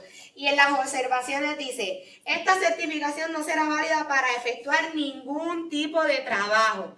Por eso es importante, a lo mejor pues, dentro del ahorro y todo, se suele olvidar, pero entonces cuando yo recibo el comprobante, el primer pago, yo suelo revisar otra vez todos los documentos que estén completos, que estén acorde a lo que va a la hoja de cotejo y reviso específicamente esta póliza. ¿Por qué? Porque este es el seguro de vida del contratista. Si pasa algo con el contratista, tiene que estar cubierto y es necesario para que la universidad, ¿verdad?, tampoco tenga que incurrir en otros gastos. Así que esta parte es bien importante. Por eso yo suelo solicitarla que la actualice. ¿Sí podemos poner la otra más? Por lo general, cuando ya se actualiza, es de esta forma. La póliza cubre las siguientes localidades. Aquí va a ir siempre donde él va a estar, ¿verdad?, ofreciendo los servicios. Y aquí el propósito. siempre va a ser, va a ser el otra hojita que para mí pues, ya es la final, igual que con la fecha de vigencia. Por cada pago yo tengo que revisar esta póliza, porque si no está en fecha, si no tiene vigencia, yo tengo que solicitarla otra vez, porque entonces el contratista no está cubierto. Y es necesario que eso siempre esté, ¿verdad?, en actualización y esté vigente. Igual que hay casos que no se le aplica esta póliza, que vienen siendo la de aquí de la institución, pues ya ese es otro plazo donde yo le especifico en el contrato en una parte superior, para que entonces en la oficina de finanzas así, ¿verdad?, conlleve la otra parte, que es aplicar entonces en todo tiempo la póliza de aquí de la institución. Y si el trabajo es remoto, esto no aplica. Y hay a veces que para extranjeros tampoco. Al efecto del contratista, ¿el fondo tiene forma electrónica de solicitar la póliza? Esa parte yo la desconozco, pero entiendo que no. Hasta lo último, le voy a decir por el último conocimiento que tuve, entiendo que no, que ellos tienen que ir presencial. Sí, y aquí quiero añadir, porque hay 2 certificaciones. El Fondo de Seguro del Estado, para poder darle la póliza, les va a pedir el contrato ya firmado por todas sus partes. Por eso es que son 2 documentos. Cuando vayan a solicitar el primero, tienen que decir que es para la firma del contrato. Y ahí es que le dan el documento que Juli mostró anteriormente, que dice para propósitos de la firma. Por eso es que abajo dice que una vez vaya a subir un servicio, tiene que sacar la póliza antes de comenzar los trabajos. Ahí cuando se firma el contrato, va con el contrato firmado y ahí es que el fondo le da la certificación que le corresponde. Si por ende el fondo determina que no le corresponde al contratista tener su póliza, sino que la universidad se la tiene que proveer por el tipo de servicio que va a realizar, con esa documentación nos la refiere y ahí es que Zuli pone la nota que es el fondo de la universidad lo que se tiene que aplicar. ¿Ok? Hay una pregunta. Sí, para el contratista, ¿tiene que cumplir con los requerimientos y requisitos de la oficina de compra o de la Administración de Servicios Generales? Pues los documentos. Depende de qué situación sea. Si es para una orden de compra. Si es orden de compra, si es de compra, si está registrado en Servicios Generales, con dar el registro, la evidencia del registro, ya se exime de tener que someter toda la documentación. O sea, si está vigente en ACG y tiene la certificación vigente, provee eso y eso le exime de tener que someter todos los documentos a Río Piedra. Si no está registrado en ACG, que antes no los podíamos contratar si no estaban registrados, ahora sí los podemos contratar, sí podemos hacerle orden de compra, pero tienen que someterlos toda la documentación a nosotros. Igual eso cambió también con los contratos. Antes como que se duplicaba los documentos que se solicitaban por lo del RUP. Pero entonces ya la hoja de cotejo fue actualizada y si tiene el RUP, pues hay ciertos documentos que no tiene que entregar. Y entonces ahí... Pero no tiene que registrarse en el RUP para darnos servicios, que antes sí. Antes tenían que hacerlo, ahora no. Ahora es uno o el otro. Si está en el RUP, pues ya hay unos documentos que no les vamos a pedir, otros sí. Una preguntita, ¿hay algún documento donde ya no estamos obligados a la Universidad de Puerto Rico contratar a gente de ACG? Eso está, eso hay algo. Eso salió Una pelea con mi jefe. Una comunicación. Es una pelea siempre con mi jefe. Yo digo, no, ya no. No, eso hay una comunicación. Hay una comunicación. De años. Quería que buscarla, pero hay una comunicación de hace Nos años. eximieron de... Eso se peleó y se luchó y lo logró. Sí. Yo llevo como 3 años haciendo un contrato muy peculiar con esta agencia de turismo que nos da las excursiones culturales para nuestro programa. Mi experiencia en todos los contratos ha sido bien diferente. Bien diferente. Qué bueno, ¿verdad? Este nuevo cambio que ustedes van a tramitarlo para ver cómo me va nuevamente. Todo es interesante, ¿no? Porque tú puedes hacer lo mismo todos los años, pero dependiendo de a quién le tocó evaluarlo cada año, es la interpretación que le dan a las cosas. No debería ser, pero sucede. En una ocasión, ese contratista tenía el ACG pero me pidieron todos los documentos y él estaba prendido, y yo también. yo lo defiendo. Entonces, pero hay unas cosas que me pregunto, porque no son servicios profesionales en la institución, sino es fuera de la institución. Eso conlleva una guagua escolar, eso conlleva el almuerzo, la entrada al lugar. Él lo detalla todo no es en la factura, sino en la cotización. Él me hace una cotización para el contrato. Y entonces él lo detalla todo. Pero en una ocasión me pidieron el seguro de la guagua. En otra ocasión me pidieron solamente envíame el seguro de Dios mío, de que me va a hacer el servicio de contratista. Pero me pidieron también el del Fondo de Seguro del Estado. Eso está correcto de que te Pero si el servicio no lo va a brindar aquí, por ejemplo, eso es un servicio de transportación. Pues yo pensaría que el seguro que se le va a pedir, pero obviamente esto estoy yo acá por la lógica, tiene que tener un seguro como transportista. Porque él va a transportar a gente de la universidad, va a transportar estudiantes, y si pasa algo, él tiene que ser responsable. Exacto. En el caso de la guagua escolar es el seguro choferil. Exacto. Y entonces en el caso del contratista, él tiene un seguro privado de Universal. ¿Es necesario también tener el de Fondo de Seguro del Estado? Si el seguro que él tiene con Universal lo cubren todo y él lo puede evidenciar, no tiene que someter otro seguro. Porque lo que se busca es que si a él le pasa algo, dando el servicio en mis facilidades, yo como Universidad de Puerto Rico no tengo que responder por eso porque él está cubierto, porque él no es mi empleado.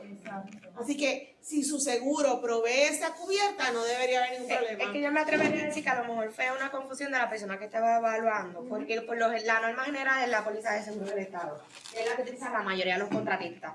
Es bien pocos los contratistas que suelen tener un seguro personal y en ese caso a lo mejor le da la confusión. Pero luego que él presente la evidencia de su seguro, pues no entiendo que no habría. Y entonces en el momento de pagarle me dicen, el registro de comerciante está vencido, pero ya yo te envié la certificación de deuda del Departamento de Hacienda para que tú le pagues. Ya el contrato ya estaba vigente, ya se habían ofrecido los servicios, era el momento de pagarle. Ahí yo evalúo mucho que a la hora que él brindó el servicio, si el registro de comerciante estaba vigente. Si a la hora de él brindar el servicio, el registro de comerciante estaba vigente, pues yo procedo, aunque ya se haya vencido, pero ya le ofreció el servicio y el registro Cuando de lo comerciante estaba vigente. Si cuando él lo hizo estaba sin vigencia, pues ahí por lo menos hablo de mi parte. Yo suelo entonces solicitarlo. Porque tenía que, ¿verdad?, estar cubierto en ese periodo. Y ese proceso eso es una tontería realmente. Cualquiera que dé un servicio, porque actualizar ese registro de comerciante en SURI, eso es bien simple, pero bien simple, bien sencillo. Eso no te cobran, o sea, eso es gratuito. Tú renovar tu registro de comerciante en SURI es un proceso bien ágil y no cobran por eso. Pues vamos a ver cómo nos va ahora. Esperemos que tenga otra experiencia. Por lo menos aquí en Posagüez nos hemos encargado de tratar de simplificar lo más y tener el autocontrol de casi todos los procedimientos para que sea más fácil y más llevadero. Por la experiencia que ya han tenido, ¿cuánto es el mínimo de tiempo que hay que tramitar un contrato? Un mes. Yo diría como un mes.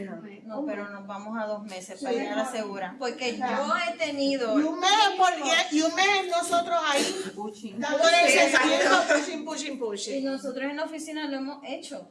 Y yo he tenido actividades que los estudiantes ya están citados, ya es el día del evento, y me llegó lo del contrato, pero el contratista quiere el contrato firmado por la rectora. Y yo, a rayo, aquí no nos vamos nadie hasta que llegue ese documento. Suele suceder. Igual que es bien importante y detallado, tuvimos una situación con un hotel en particular,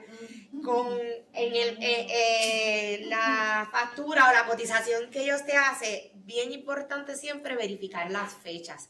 Tuvimos una situación donde ese documento no fue actualizado a la hora de firmarse y cuando se firmó el contrato, la cotización decía unas fechas y el contrato iniciaba en otro. ¿Qué pasa ahí? Ahí hay un dilema bien grande. ¿A quién le ofrecemos? ¿Por dónde nos vamos? ¿Por qué vía nos vamos? ¿O por la del contrato, cuándo se firma desde ese otorgamiento o por la cotización que ya está presente. Yo en general, y yo lo he conversado muchas veces con Lee, yo trato de irme por la cotización. ¿Por qué? Porque es bien importante que la unidad de contrato esté mirando esas fechas. Son fechas cruciales donde, ¿verdad?, el contratista estableció una fecha de pago y él la quería de esa forma. Si a la hora de firmarse ese documento ya pasó, pues es importante de la unidad de contratos, ¿verdad?, revisar esos documentos de la fecha de pago. Pues en ese caso tuvimos que adelantar un pago antes de ¿verdad?, de tener la factura en las manos para poder entonces ofrecerle un pago para que el contratista estuviera tranquilo y poderse llevar a cabo la actividad. Porque inclusive hubo que le cargaron al PI del proyecto. Tuvo que poner su tarjeta. Tuvo que poner su tarjeta y le cargaron el costo y el monto al PI. Y ahí hubo como un dilema. Y en ese caso, pues es bien importante revisar esas cotizaciones y la fecha puntual de factura que el contratista exija, en este caso como los hoteles y contratos de arrendamiento. ¿Dudas, preguntas o inquietudes con todo lo que hemos discutido hoy? Bueno, pues nada, hasta aquí llegamos. Gracias por todo. El viernes que viene es de compra el taller. Yo tenía entendido que cualquier servidor que le rinda servicio al gobierno tenía que estar registrado registro de comerciante de Hacienda. Bueno, registro de comerciante típicamente sí, o sea, el registro de comerciante sí, el RUP no. El registro de comerciante sí, nuevamente, eso es gratis. Si tú estás dando un servicio, quiere decir que tú eres un comerciante, tú tienes que rendir planilla por eso, tú tienes que tener tu registro de comerciante. Así que eso sí lo tiene que tener y eso es gratuito en Suri. El RUP, que es el registro de ASG, eso es lo que ya no es requerido. No, eso no. Eso ya no es requerido. No, pero tiene que, ¿verdad? O sea, no es como antes que yo iba a mi vecino y le decía, tú cocinas bien rico, tú me puedes hacer esta comida para este taller que yo tengo mañana, antes eso era así, y la persona, tú ibas a donde tu vecina que te cocinaba bien rico, le decía, hazme esto, y ella te hacía una factura en una libreta, te la firmaba, tú venías, le hacías un comprobante de desembolso y tú le pagabas a tu vecina. Y all is good, pero eso era hace mucho tiempo atrás. Le pagaba fondos Eso no es públicos de así. la universidad y Pero ella te cumplió, ella te cocinó, te hizo su comida, te cobró barato porque es tu vecina y todo estaba chévere, pero ya eso no se puede. Ya para que alguien te cobre por eso tiene que estar debidamente registrado. Claro, porque esa comida que tú le pagaste, ella la cobró, pero ella no la rindió. ella no rindió contribuciones por ese Así que ya eso cambió, así que ya eso no se puede hacer así. ¿Bien? Sí. Es una pregunta más así como de proceso, pero la universidad está tomando en consideración todo el tiempo que toma todo este proceso. O sea, el tiempo es dinero. Y muchos de nosotros tenemos ideas fabulosas de proyectos que podemos traer, pero esto imposibilita, porque no podemos proveer un servicio que sea mejor al servicio que está afuera. O sea, una compañía no requiere esto. Claro. Entonces, o sea, yo creo que en algún momento... Lo que pasa es que la universidad somos una institución gubernamental. Así que estamos atados al gobierno de Puerto Rico y a las leyes. Y puede que yo como entidad privada no tenga estas exigencias, pero como Universidad de Puerto Rico te las tengo que hacer porque el gobierno de Puerto Rico las exige y yo me tengo que regir por el gobierno de Puerto Rico. Así que esa es la limitación que tenemos. Claro, como universidad hemos buscado las maneras, como habíamos dicho aquí hace par de años, que nos sacaran de la cuestión del RUP, porque eso sí que era terrible y nos causaba muchos problemas. Nos eximieron de la reglamentación del RUP, pero tenemos que cumplir con otras cosas. Y como institución, por lo menos en Río Piedras, buscamos la manera de, bajo la ley y la reglamentación, hacer los procesos más ágiles y menos burocráticos. Hay otros recintos que yo le voy a hacer otro cuento, que no son así, que les exigen un montón de cosas. Que todo documento, no importa el documento que sea, lo tiene que firmar un rector. Todo, o sea, cuando te digo todo es todo. O sea, yo no sé cómo operan. Yo no sé cómo operan, pero créanme que eso existe. Y pues hay cosas que, pues, no, porque si no, imagínate, si aquí todo lo tuviera que firmar la rectora, cierre y vámonos. Yo he trabajado en otras instituciones, o sea, educativas en Estados Unidos que son del Estado y no tienen esto. y se rigen. O sea, que yo creo que en algún momento hay que sentarse con quien sea que hay que sentarse, porque esto limita. Yo puedo darle muchos cuentos en el poco tiempo que yo hago, proyectos que yo quiero traer y no se pueden. O yo veo una propuesta y digo, olvídate, esa propuesta jamás, eso jamás va a pasar por aquí. En lo que pasa por aquí, o sea, ese peregrinaje de los papeles, lo de la firma. Sí, ahora mismo el proceso más engorroso que tenemos es el de los contratos de servicios profesionales. La gente no quiere trabajar tampoco. Claro, el de los contratos de servicios profesionales es uno de los procesos más engorrosos. Nombramientos de personal, pues toma su tiempo, ¿verdad? También tiene sus requerimientos y sus situaciones, pero ha mejorado mucho. Pero el de los contratos siempre es un dolor de cabeza, ¿no? Pero hacemos lo mejor que podemos dentro de la reglamentación y lo que podemos permitir. Buen taller. Bueno, pues muchas gracias. Buen día a todos.